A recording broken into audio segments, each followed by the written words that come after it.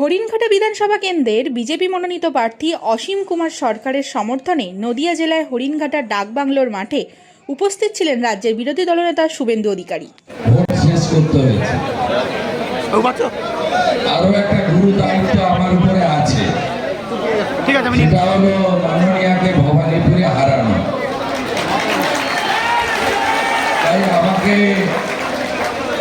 পৌঁছাতে হবে ভবানীপুরে, সভা রয়েছে। তাই আপনাদের সকলকে প্রথমেই আমি আমার অন্তর থেকে শ্রদ্ধা, শুভেচ্ছা, অভিনন্দন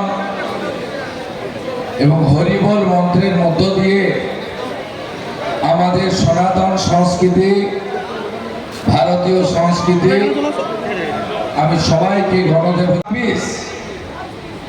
9টা কেন্দ্রে 8 বার বড় ভোটে লড়লাম, ছোট ভোট বাদ দিলাম, মানে কাউন্সিলর ইত্যাদি।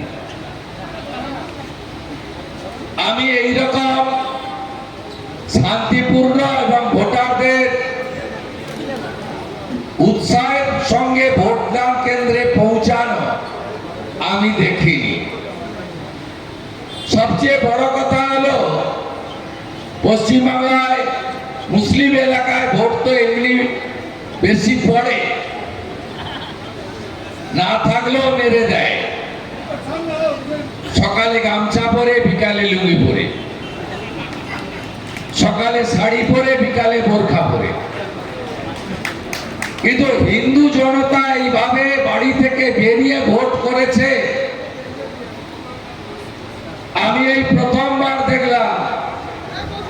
আমি 2001-এ বিধানসভা, 2004-এ লোকসভা, 2006-এ বিধানসভা, 2009-14-এর লোকসভা, 16, 21, 26-এর বিধানসভা লড়ছি।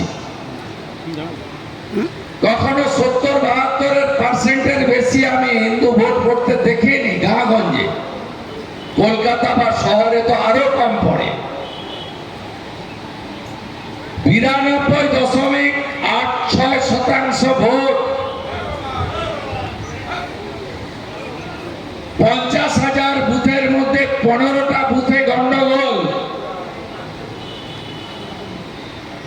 2টো করে ক্যামেরা, তার খোলা ছিল না, ক্যামেরার মুখ ঘোরাতে পারেনি।